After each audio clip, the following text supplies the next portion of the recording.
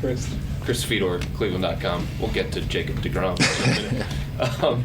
For you have talked about being so positive and uplifting with your message to a lot of the guys. Is that just who you are at your core, or is that something specific that you felt like this group needed from you? I think leadership comes in different ways. Different guys react differently to different messages, but as a group, you can't come into a situation like this and then just kind of just be demonstrative. Understanding that some guys have never been through what I've been through, so they don't really. When I say something, they may not know what I'm talking about. So you have to understand that when you deliver your message, it's coming from a place of trying to teach and allow guys to understand and be like, okay, we got to get to the corner. Like, spacing is huge. We got to find ways to box out, get hits. Like, there's little things that go a long way that may seem, very small in the moment, but, will go a long way. So, that's kind of been my thing.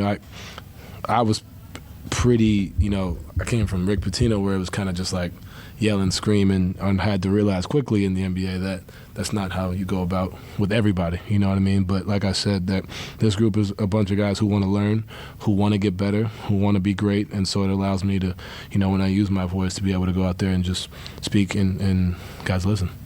It just seems like being here with this team, with this group of guys, you're having a lot of fun. You're smiling a lot. What is it about this situation that is so enjoyable for you? Yeah, I mean, like this is no shot at my guys in Utah, so I don't want the message to get misconstrued or whatever, especially on like Twitter. But like I'm having fun again. That's just straight up. Like, I'm in a situation where you go all summer not knowing what's happening, but I'm just having fun playing the game.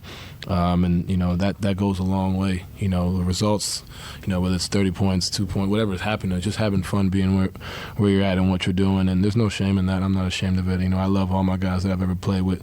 But I'm just having fun with the game. A new beginning, and sometimes that's just what you need to kind of get that joy back and that jolt back. And even through the struggles, like we went a 5-game losing streak, like it's there's still joy within the game, and that's pretty much it. What do you think about DeGraw going to Texas? Man, Jake, I'm probably gonna give him a call and cuss him out or something. I don't know. I'm kidding. It's good for him and his family. He deserves it. But as a Mets fan, this hurts. But I got to see his last Met game ever. I went to go see the game. I've known Jake for a very long time. Him and I are close. Hopefully he comes to the games when we go down in Orlando. But my dad just texted me. He's probably telling me the same thing. But I hate to see a guy like that go. He's a Hall of Famer, and we had high hopes. But we still got a talented squad. We got a great group. But when you have a guy like Jake, I'm just glad he's in the AL. We don't got to see him 5, 6, or more than that, probably like 10, 12 times a year.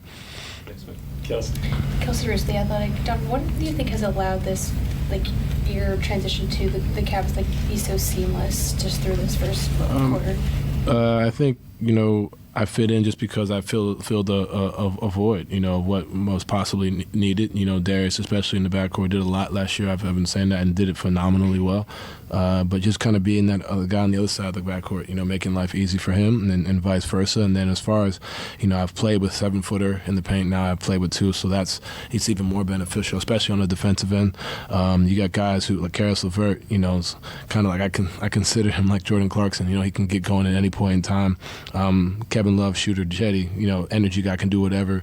Even like Mobley coming out, and he's been around winning his whole life. Dean Wade, Lamar Stevens, like the list goes on and on. Like there's just it reminds me a lot of when, I was like younger, in the league, and obviously you have Ricky and Raul, guys who I've been with. So it's a comfortability thing, coming into that situation, and then JB really just going out and saying just be yourself. When you have your full support of your teammates, the full support of your coaches, it goes a long way. And when a team trades for you, that means they see value in you and what you can possibly do, and just doing that on a nightly basis. And then on a different note, what are defenses doing to you guys to open up the perimeter and kind of allow you guys to find those 3-pointers throughout games? It's kind of, we always say, like, kind of pick your poison. It's some nights it's going to be, they they take away the three. You look at Milwaukee, and then some nights to take away the paint. With a team like this, with the length they have, I would take away the paint as well. We got guys that can shoot the ball. Just kind of open up the floor, creating space, getting threes, getting to the rim. Just trying to find different ways to attack, and we have the versatility to be able to do it. And that being said, we still don't have Jared Allen out there. So that's part of the learning curve for us, is understanding how to attack different defenses every night.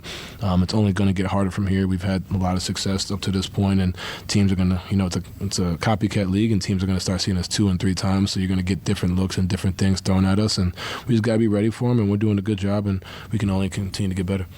Danny Cunningham, ESPN Cleveland. Donovan, tonight you started off 12 to 16 from the floor, 7 to 9 from 3. Can you describe for us what that feeling's like when it seems like every shot you're putting up is going in?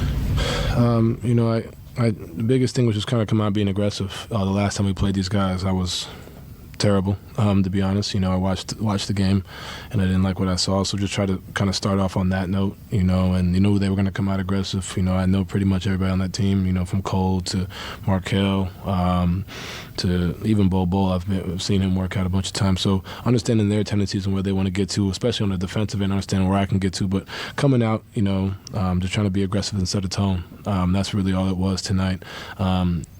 You're looking at, I started out 12 of 16. I went 0 of 5 in the fourth. That's pretty much where my head is at, and missed a bunch of guys, had 5 turnovers and a bunch of missed opportunities to find my teammates who were wide open. So that's where I'm at. I could have been way more efficient, and not just from scoring the ball, from passing the ball. But like I said, just trying to set a tone and, continue to get better.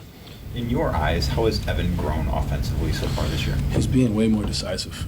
This is like the Evan that I know. Not said and known before, but like just being decisive, like coming out, getting to his spots, finishing.